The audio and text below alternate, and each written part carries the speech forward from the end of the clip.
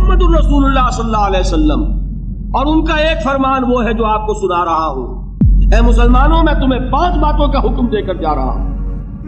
ایک روایت میں اضافی الفاظ ہے اللہ امرنی بہن، اور یہ نہ سمجھنا میں اپنی طرف سے کہہ رہا ہوں، اللہ نے مجھے ان کا حکم دیا ہے۔ وہ 5 باتیں کیا ہیں؟ جماعت کی شکل میں رہو، سمع و طاعت، سنو اور اطاعت کرو، ہجرت و جہاد بالجماعت والسمع والطاعت والہجرت والجہاد فی سبیل اللہ۔ 5 باتیں ذرا اس مجمع میں ہاتھ اٹھائیں وہ حضرات جنہوں نے کبھی یہ حدیث سنی۔ اندازہ ہوا یہ 300 میں ایک کی اوسط نہیں ہے۔ کیا وجہ ہے؟ وجہ میں کل بتا چکا ہوں۔ دین کا ایک حصہ انگریز کے دور میں بھی قائم رہا تھا، وہ ہمیں یاد رہا۔ انگریز کے دور میں نماز تھی کہ نہیں؟ روزہ تھا کہ نہیں؟ حج تھا کہ نہیں؟ زکوٰۃ تھی کہ نہیں؟ کلمہ شہادت تھا کہ نہیں؟ لہذا یاد ہے۔ اور دین کا غلبہ تھا کہ نہیں؟ نہیں، غلبہ دین کے تقاضے یاد نہیں۔ سیدھی سیدھی بات ہے، 200 برس ایک شے ہے ہی نہیں، اس کا نتیجہ تو یہی نکلے گا، کیونکہ یہ تقاضے ہیں غلبہ دین کی جد و جہد کے۔ وہ تقاضے ہیں بنی الاسلام علی 5، پہلی چھت کے 5 ستون۔ پہلی چھت تو ہے، 5 ستون بھی ہے۔ تیسری چھت آپ کے ذہن سے نکل گئی، اقامت دین کی فرضیت کو آپ جانتے ہی نہیں، لہذا جو اس کے لوازم ہیں وہ کیسے یاد ہوں گے؟ میں نے لکھا بھی ہے کئی تقریروں میں، کیسٹوں میں شاید سنا بھی ہو، یہ واقعہ میرے ساتھ پیش آیا۔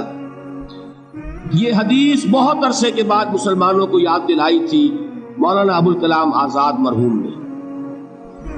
پھر اس حدیث کو کوٹ کیا مولانا ابوالعلا مودودی نے۔ میں نے یہ پڑھی ان کی ایک کتاب میں، یہ مجھے پتا نہیں تھا کہ یہ حدیث کی کون سی کتاب میں، یہ میں آج سے 25 سال پہلے کی بات بتا رہا ہوں۔ مجھے چاہیے تھی سند کہ یہ حدیث اگر ہے تو کس راوی کی روایت ہے، کون سی کتاب میں ہے۔ میں نے ایک دارالعلوم کے شیخ الحدیث صاحب سے جا کر سوال کیا، اور میں کس سے کر سکتا تھا، کہ مجھے اس حدیث کا حوالہ چاہیے۔ وہ اب بھی زندہ ہیں، موجود ہیں، بزرگ ہیں، میں ان کا احترام کرتا ہوں۔ ان کا جواب یہ تھا کہ الفاظ بہت نامانوس، یعنی کچھ ذہن میں ہے نہیں، نامانوس سے الفاظ ہیں۔ اس کے بعد جب مجھے پتا چلا یہ مشکات کی روایت ہے، مسند احمد ابن حنبل اور جامع ترمذی کے حوالے سے مشکات میں، مشکات تو پہلی کتاب ہے جو پڑھائی جاتی ہے حدیث کی۔ سوال پیدا ہوا کہ یہ کیوں اوجھل ہو گئی نگاہوں سے؟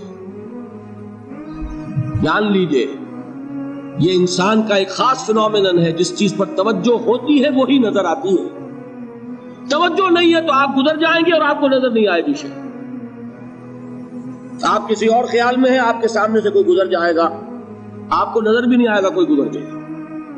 یہ معاملہ ہوا حضرت عثمان کے ساتھ۔ حضرت عثمان کسی فکر میں بیٹھے ہوئے تھے، حضرت ابوبکر گزرے،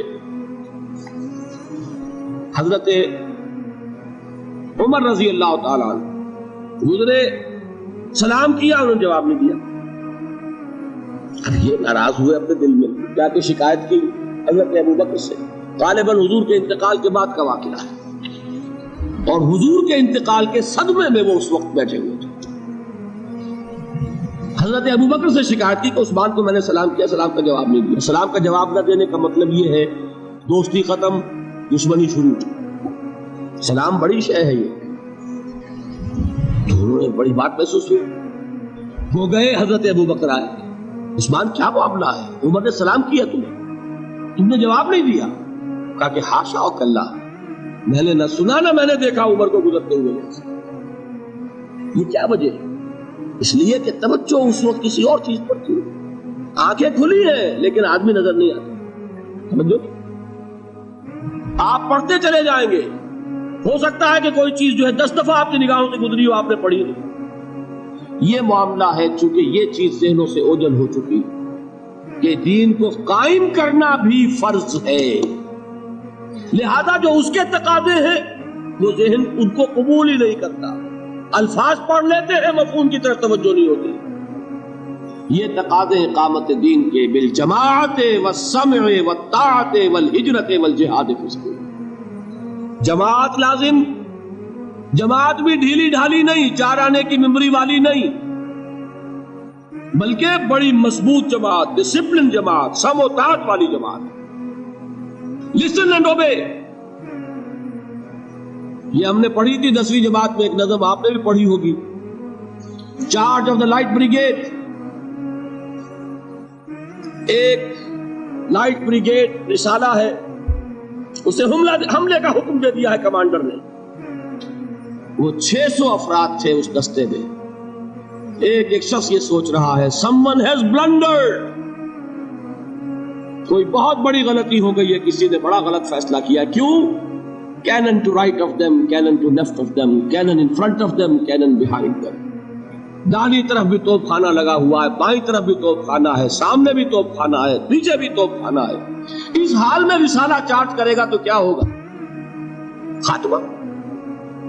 یہ سب کچھ نظر آ رہا ہے، someone has blundered، لیکن there's not to reason why، there's but to do and die۔ فوج میں یہ ہے ہی نہیں کہ آپ کوسچن کر سکے کہ یہ حکم کیوں دیا گیا۔ You have to obey، do and die۔ جب تک ایسی جماعت نہ ہو انقلاب نہیں ہے۔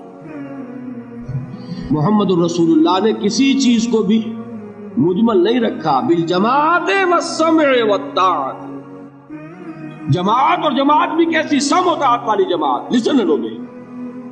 اور یہ جماعت کیا کرے گی؟ 2 کام، ہجرت اور جہاد۔ ہجرت کیا ہے؟ آپ سمجھتے ہیں شاید صرف وطن کو چھوڑ دینا ہجرت ہے؟ حضور سے سنیے، پوچھا گیا ای الہجرت افضل یا رسول اللہ، اللہ کے رسول سب سے اعلیٰ ہجرت کون سی ہے؟ کیا جواب دیا؟ ان تہجر ما کرے ربک، کہ ہر اس چیز کو چھوڑ دو جو تمہارے رب کو پسند نہیں ہے۔ حجر کے معنی تعلق ختم کرنا، ہر اس چیز کو چھوڑو جو تمہارے رب کو پسند نہیں۔ ہاں، اس کی نیت رکھو کہ اللہ کرے کہ وہ وقت آئے کہ خالص دین کے غلبے کی جد و جہد میں گھر بار، اہل و عیال، مال و متال اور اپنے وطن کو چھوڑ کر نکلنا پڑے۔